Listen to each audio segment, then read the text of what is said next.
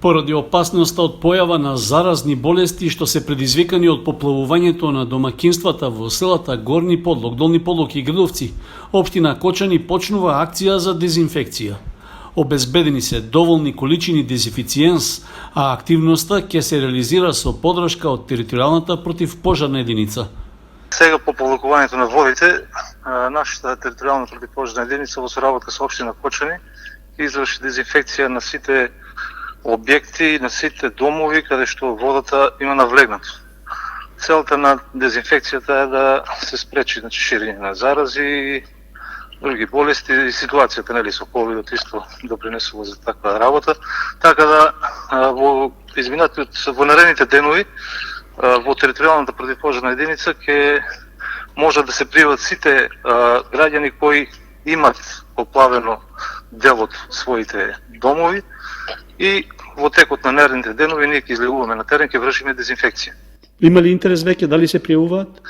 Да, веќе почнаа да се пријавуваат граѓаните. Телефоните се 274-093 и 271-193. На тие брои можат слободно да се јават и штом се соберат повеќе домови, ние излегуваме и вршиме дезинфекција. Од општина Кочани информираа дека пријавувањето за дезинфекција е до петок.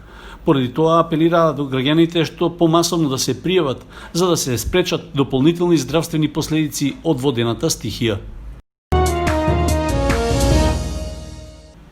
Жителите од населените места во општина Чешиново, Облешево, чии домакинства претрпеа штети преминато неделните поплави, бесплатно ќе добијат пакувана вода за пиење.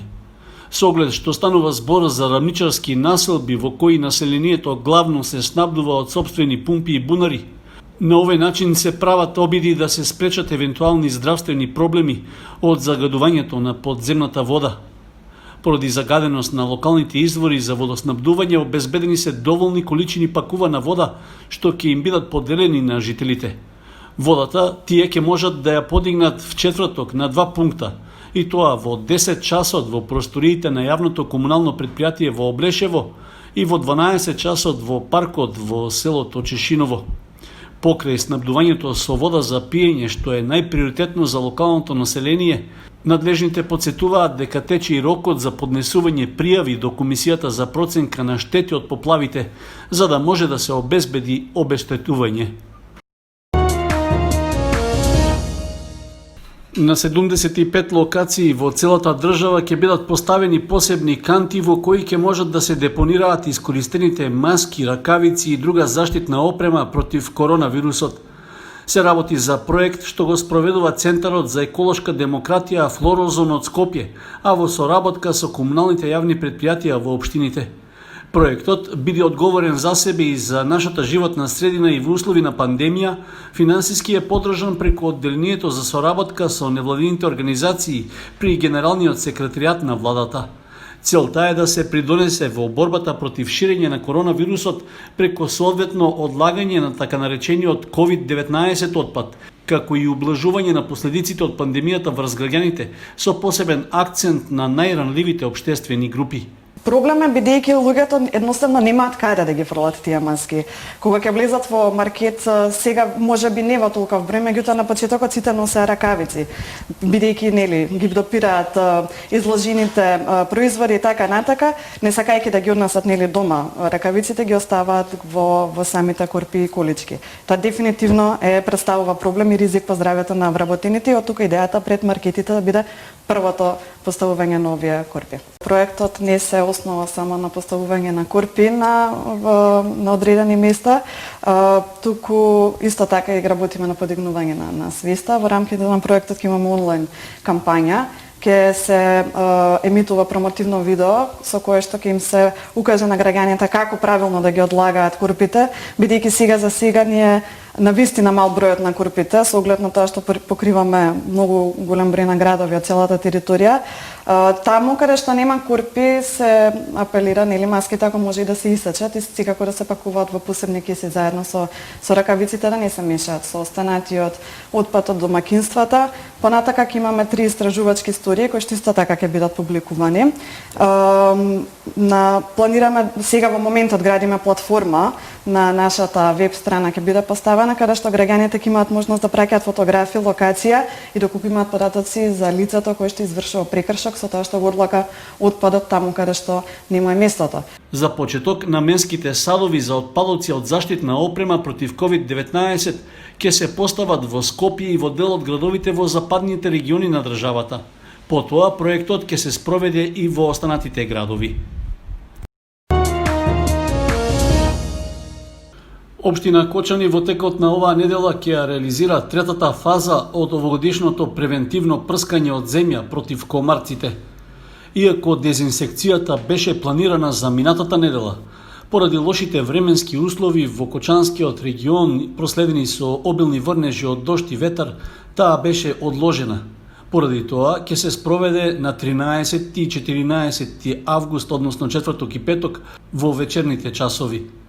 Со прскањето ќе биде опфатена површина од околу 300 хектари на подрачјето на градот, како и во селата Тркање, Мојанци, Горни и Долни Подлог, Грдовци, Прибачево и Оризари. Третирањето и овој пат ќе се изведе со водорастворлив широкоспектарен инсектицид, што е наменет за третирање на комарците, а е одобрен од Бирото за лекови. Од општината упатуваат апел до пчеларите да ги преземат неопходните мерки за заштита на пчелите пред и по завршувањето на дезинсекцијата. Исто така од општината информираат дека во случај на повторни неповолни временски услови што ќе бидат проследени со ветар или дожд, третманот против комарците ќе се одложи за следниот поволен период.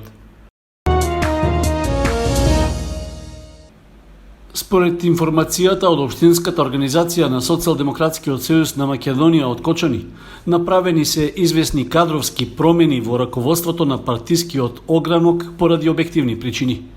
На последната седница извршниот одбор едногласно го усвоил предлогот за секретар на Општинската организација да се назначи Ивица Лазаров.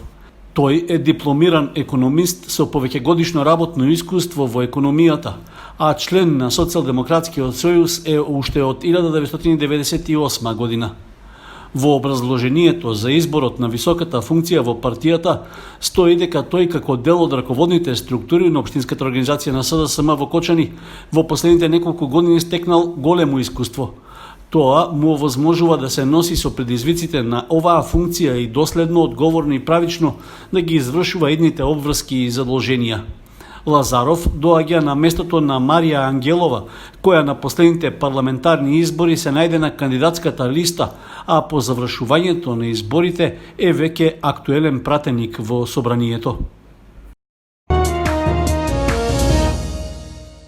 Во просториите на Фудбалската федерација на Македонија со извлекување на двојките беше одреден распоредот на надпревари за новата сезона од втората македонска фудбалска лига.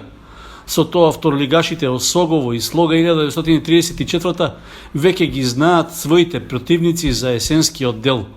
Во првото коло жолто-сините ќе гостуваат во Гевгелија против стариот ривал Кожув. Ждрепката сакаше во второто коло тие исто така да играат во гости, па ќе патуваат во Пехчево на надпреварот со Кидго. Дури во третото коло Осогово на домашен терен ќе го дочека кавадаречки Тиквеш. Слично на кочанските и фудбалерите од Виница во првото коло ќе гостуваат. Тие ќе имаат дуел со тимот на Росоман, кој им беше главен конкурент за влез во лигата и со кој требаше да играат и бараш надпревар. Во второто коло пак веничани ќе бидат домакини во соседското дерби против Каменица Саса. Првиот меѓусебен надпревар меѓу Осогово и Слога ќе се одигра во петтото коло, што е закажан за 26 септември на стадионот Никола Мантов. Според информациите од Фудбалската федерација на Македонија, втората лига Исток во есенската сезона ќе се игра во 2 круга, а првенството почнува на 22 август.